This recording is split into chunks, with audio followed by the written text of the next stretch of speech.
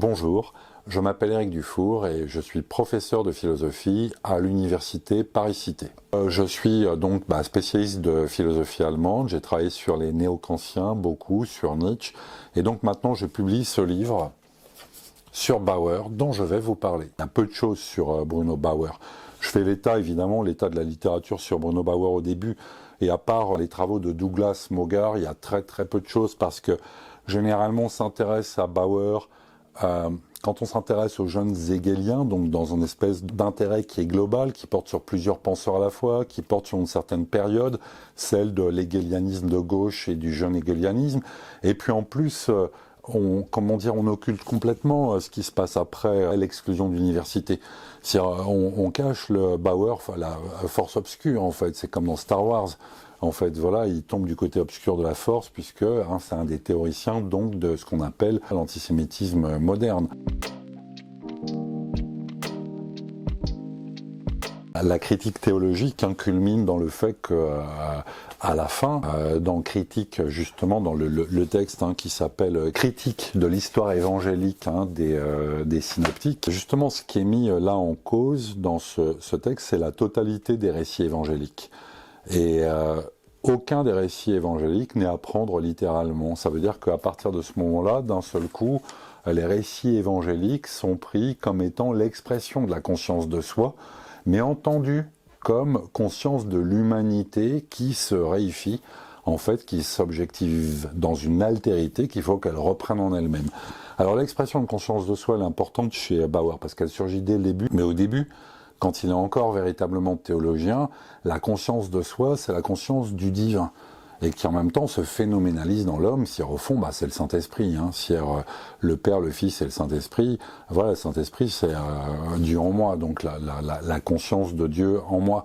Donc au début, la conscience de soi, c'est la conscience de Dieu, mais qui se phénoménalise en l'homme, alors qu'à la fin, donc en 1841, il n'y a plus de Dieu parce que Dieu n'est lui-même qu'une manifestation de la conscience de soi, entendue comme conscience de l'humanité. À partir de ce moment-là, on rentre ce qu'on appelle le jeune hegelianisme. Et à partir de ce moment-là, on rentre dans une critique, la critique sociale et politique. La critique est d'abord une critique politique. Une fois que la religion n'est plus entendue comme la manifestation dans le monde de Dieu, eh bien, elle est uniquement entendue comme un phénomène social et comme un phénomène politique et qui produit des effets qui sont sociaux et politiques. Alors, c'est une idée qu'on va retrouver chez Marx après, mais la première fois qu'on la trouve, voilà, c'est chez Bauer. C'est-à-dire, on aboutit à une lecture politique et sociale du religieux. C'est-à-dire, le religieux n'importe plus en lui-même, il devient un fait social et politique, et il faut voir quels effets il produit dans ce monde social et politique. C'est ça qui est intéressant. Et alors critique sociale et critique politique, c'est important parce que la critique sociale et la critique politique, c'est-à-dire que on met à jour quelque chose qui ne va pas, c'est-à-dire qu'on met à jour une pathologie. Alors il y a une double pathologie, il y a une pathologie dans le monde économique, dans les rapports de travail, et il y a une pathologie aussi dans le monde politique. Dans le monde politique, c'est simple, c'est justement contre la monarchie prussienne. Les jeunes hegeliens, commencés par Bruno Bauer, vont produire toute une critique du système politique qui est celui de la Prusse du XVIIIe siècle. Donc une critique, ça suppose toujours un regard négatif sur un fait qui est produit à l'aune d'un certain modèle, qui est celui d'un certain idéal qu'on voudrait réaliser en place et lieu d'un fait qui est inadéquat, qui ne correspond pas à un certain idéal de justice et de vie de l'humanité, de réalisation de soi de l'humanité. Alors, c'est intéressant parce que c'est quelque chose qui vient de Hegel. C'est l'idée que la réalité est toujours la manifestation d'un absolu, mais la manifestation imparfaite d'un absolu. Et en fait, le terme de critique va être développé repris par Bruno Bauer et repris par tous les jeunes hegeliens, parce qu'avec le terme de critique, qui n'était pas chez Hegel. Alors j'explique comment, pourquoi dans le livre, mais justement si la philosophie se transforme en critique chez les jeunes hegeliens, c'est pour marquer toujours davantage l'écart entre le réel et l'idéal. Alors voilà, ce qui est important après, c'est que quand l'idée de critique sociale et politique se développera, la question c'est de savoir si, quand on fait une critique sociale et politique d'un certain état de choses, est-ce qu'il faut nécessairement qu'il y ait un idéal à l'aune duquel on produit la critique? Ça, c'est une question que j'ai posée. Alors, pas dans le Bauer, puisque dans le Bauer, il y a toujours, là on expose la pensée de Bauer, il y a toujours un idéal en fonction duquel se fait la critique, mais c'est une question que j'ai posée ailleurs, dans un ouvrage qui s'appelle « Qu'est-ce que la critique sociale ?» et qui doit paraître bientôt chez l'éditeur Hermann. Donc la critique politique, c'est la critique de la monarchie prussienne que développent les jeunes hegeliens. Alors là, on pourra en reparler tout à l'heure, mais la critique, elle s'effectue en fonction d'idéaux qui ne sont pas les mêmes chez les différents jeunes hegeliens, parce que tous les jeunes hegeliens, en fait, militent pour un libéralisme constitutionnel, c'est-à-dire en fait une monarchie constitutionnelle au niveau politique, ce qui n'est pas le cas de Bauer. Bauer, il milite dès le début, dès 1841, pour l'abolition de la monarchie. Il ne veut pas d'une monarchie constitutionnelle, il dit d'ailleurs, ils ont déjà essayé de faire ça en France. Il y a plein d'articles historiques très intéressants de Bauer sur la France, sur le système politique français, sur la charte de 1830, etc., où il montre que l'échec d'une monarchie constitutionnelle. Alors, et puis il connaît bien l'histoire, il montre qu'il y a déjà une charte, mais qui était un octroi, c'était pas pareil en 1814, etc. Et il distingue bien la charte de 1814 et celle de 1830 en France. Mais tout ça pour montrer que ça marche pas. Et ce qu'il veut, lui, c'est une démocratie. Donc il veut l'abolition de la monarchie, il veut pas un double principe, c'est à la fois une monarchie dans laquelle on a une petite place en fait à la souveraineté populaire. Non, il veut l'abolition de la monarchie pour l'avènement d'une souveraineté populaire totale et entière. C'est ce qu'on appelle l'idéal républicain de Bauer et qui en fait est l'idéal d'une démocratie sociale. Alors ça c'est intéressant aussi parce que son idéal d'une démocratie sociale, il repose sur trois choses. Évidemment, le suffrage universel, et suffrage universel, comme il le dit, dès 1840, pour tous les ordres sociaux. C'est-à-dire pas de suffrage censitaire, etc., pas de privilège d'une certaine caste de citoyens qui pourraient voter, etc. Suffrage universel, ça veut dire pour tout citoyen. Et puis la deuxième chose, c'est aussi la décentralisation et la déconcentration du pouvoir. Il faut une démocratie au niveau local, en fait, au niveau de la ville, du village, des quartiers de la ville. Ça, c'est très important. Et puis enfin, la démocratie pour Bauer, elle repose aussi sur un rôle éducatif qu'a l'État. Alors pas seulement dans la prise en compte, dans l'aménagement d'une éducation des enfants, c'est-à-dire d'une éducation nationale, mais aussi vraiment d'une prise en considération d'une formation du citoyen tout au long de sa vie. Ça, c'est une chose importante. Donc voilà pour l'idéal démocratique, un républicain démocratique, une démocratie sociale telle qu'elle apparaît dans les textes de Bauer. Et à propos de la critique sociale, je voulais dire, c'est un des premiers qui décrit, donc avant Marx, et puis tous les autres jeunes hegeliens, qui décrit les pathologies engendrées par ce qu'on appelle le capitalisme et qu'à l'époque on appelle la société marchande et industrielle, ou encore la société bourgeoise, comme dit Bauer, puisque le terme de capitalisme n'apparaîtra qu'avec Simmel et puis Weber. Pour désigner cela. Et donc il y a toute une critique qui apparaît déjà dans les principes de la philosophie du droit, mais qui va développer sur les pathologies engendrées par le nouvel ordre économique, par le nouveau mode de production qui s'est substitué à l'ancien. Donc il y a toute une analyse par laquelle il caractérise le capitalisme comme mode de production qui repose sur la coupure entre le capital et le travail. Il montre aussi que la société marchande et industrielle, comme il dit, repose sur la concurrence. Il y a toute une analyse de ce que c'est que la concurrence et la critique de la concurrence et de l'esprit qui est lié. L'idée qu'elle facilite le citoyen, elle permet d'avoir les produits à des prix les moins chers et qu'en plus qu'elle pousse chacun à surpasser et à donner le meilleur de soi-même.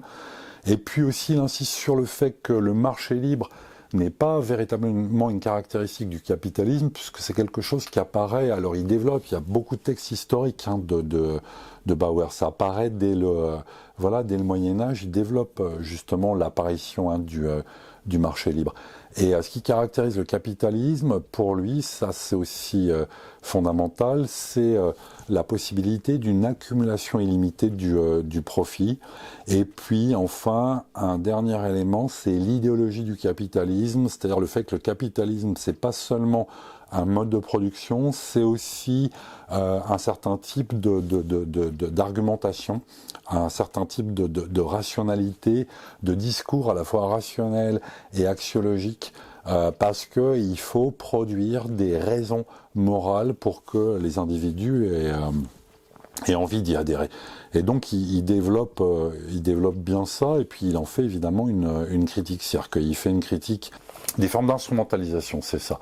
À la fois l'instrumentalisation par le patron des travailleurs, et puis en même temps une instrumentalisation qui est beaucoup plus générale et qui est un état de guerre généralisé, qui est lié au fait que dans la société capitaliste, chacun instrumentalise l'autre et s'en sert. Ce qui est lié aussi à toute une critique de l'atomisation et de l'individualisme possessif, pour parler comme les Anglais, qui est produit par le capitalisme. Pour les jeunes hegeliens, dans le livre, je les définis par 3 caractéristiques. Ce qui les rassemble, c'est 1, l'athéisme, première caractéristique. 2, la conséquence de l'athéisme, c'est que la religion devient vraiment un phénomène social et politique qui doit être analysé pour les effets sociaux et politiques qu'elle produit. Et la troisième chose, ce qui les rassemble, c'est la critique politique. C'est la critique de la monarchie prussienne, mais alors pas, comme je l'ai dit tout à l'heure, et c'est pour ça que je l'approfondis pas ici, pas pour les faire valoir les mêmes idéaux, puisque en 1841-42, tous les jeunes hegeliens sont du côté du libéralisme constitutionnel, et en fait Bauer est le seul à avoir une position beaucoup plus radicale, puisqu'il est carrément contre la monarchie prussienne, alors que les autres disent non, on va juste l'aménager.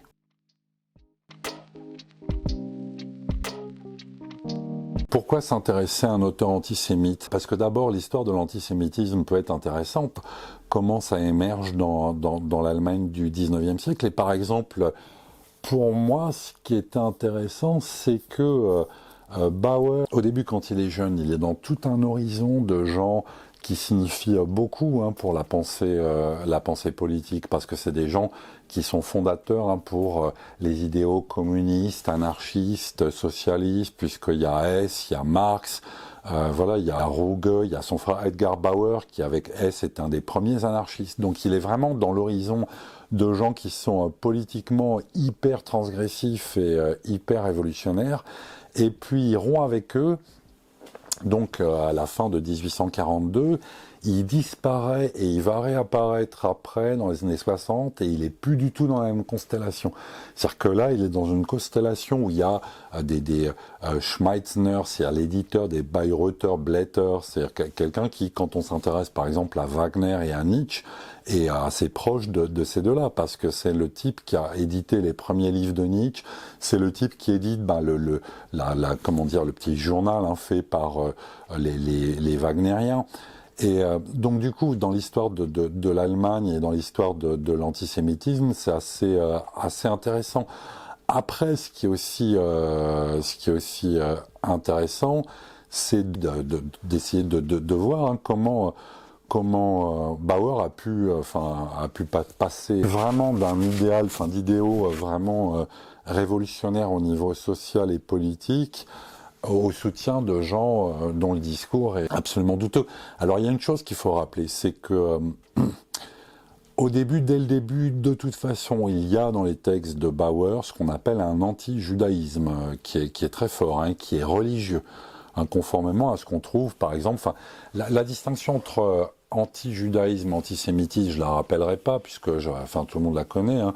Elle est entre autres excellemment développée dans le livre de Poliakov, hein, sur Léon Poliakov, sur l'histoire de l'antisémitisme, et je la reprends, hein. Et justement, quand il dit que l'antisémitisme, qui est justement plus lié à la religion, à des pratiques sociales, hein, mais qui va être fondé sur une naturalisation, une politisation du juif, voilà, il souligne bien que c'est quelque chose qui arrive en Allemagne au XIXe siècle. Et donc c'était intéressant de mettre au jour cela chez Bauer. Et ce qui est quand même assez hallucinant, c'est que on comprend bien que, je l'ai souligné tout à l'heure, quand il publie dans les revues antisémites, c'est le moment où il gagne le plus d'argent, c'est-à-dire où il peut vivre correctement. Et en même temps, ça l'empêche pas à côté de publier des textes, de continuer à publier des textes qui sont d'ordre philosophique et historique, où il exprime toujours les mêmes idéaux démocratiques et universalistes. C'est ça qui est assez délirant, parce que il y a une étanchéité complète de deux types de textes et donc de deux facettes, de deux visages chez Bauer. Parce que jusqu'à la fin, en fait, il se sert de ces amitiés chez les antisémites qui sont puissants pour publier, grâce à eux, des livres qui ne sont pas antisémites. C'est-à-dire qu'il publie des livres antisémites, des textes antisémites, mais à côté, il continue à défendre les mêmes idéaux universalistes et et proprement humanistes. Et il y a des textes dans lesquels, justement, au même moment, dans les textes, il affirme tout le contraire.